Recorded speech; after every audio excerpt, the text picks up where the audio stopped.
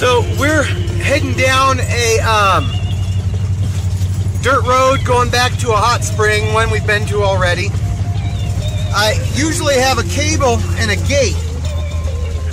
The gate is right here. This dog, Kenya, has ripped the hinges out of the gate.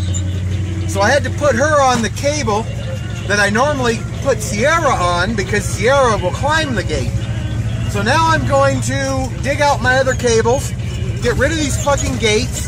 Everybody's going on a cable. I don't like the idea because if I get in an accident, it's going to pull on their necks, but nothing I can fucking do about it right now. I have a dog seatbelt harness, which is made for seat belting a dog into a car.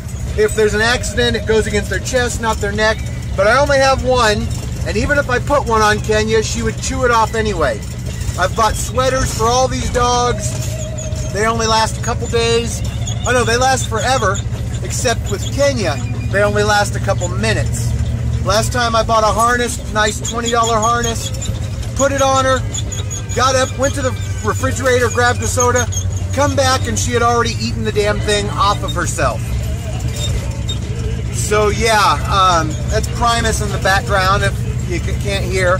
Just turn it down before we get a copyright violation bullshit. I don't think you can even hear it over me.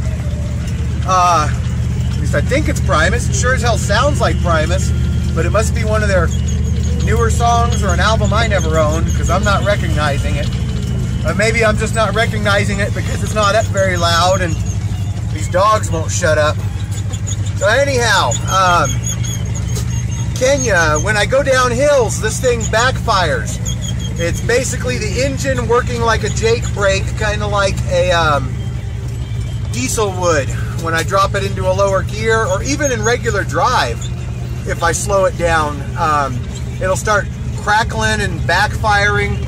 Now Kenya, she's always been afraid of gunshots and thunder and all that crap. I'm in my laundry clothes, whatever. But recently she decided that this backfiring coming from the engine is just too much for her. So first she realized she can use that as an excuse to plow her way through the gate, ripping the gate out of the hinges. Which would be fine if she would just sit here next to me like this one's doing.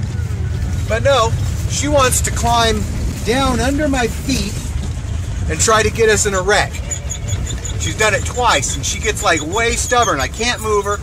Just now, I literally ran off the road and through the bushes for about 25 yards because I turned around to yell at the dog, didn't stop first, and the next thing I know, I've got two tires off the side of the road in the bushes. And that was back on the paved road. So I was still doing a good 30 miles an hour at least. But yeah, she just tries to plow her way down there, wants to get down there by my feet, which is not gonna fucking happen. I don't care what, she's not any safer there than anywhere else. And even if she gets down there, she's not like my old cat. He'll lay down by my feet and he's fine, he doesn't get in the way. But this dog, she keeps wanting to turn in circles and cry and throw a fit. So, Kenya, you're gonna have to learn to fucking chill. I don't even know if you can see her in it's so dark back there, but Boo Boo, he's chilling.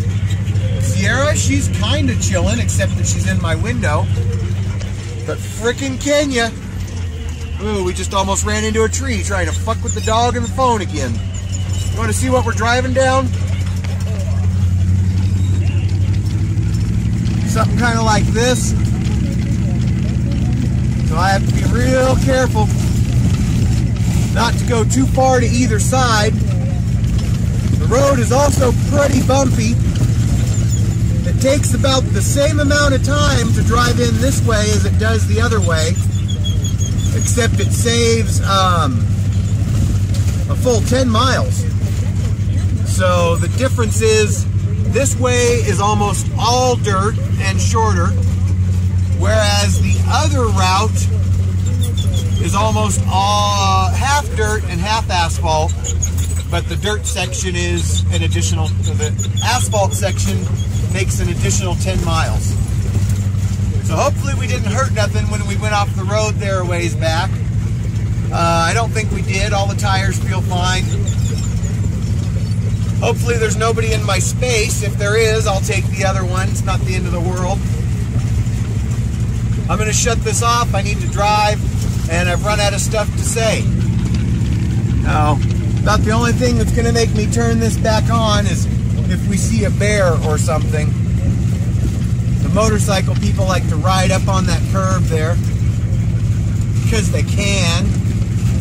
I don't want to get a dirt bike or an ATV. I see three-wheelers really cheap all the time. And I see some four-wheelers for fairly cheap. Not as cheap as the three-wheelers. I could pick up a running three-wheeler for $100 almost any day of the week down in Bakersfield.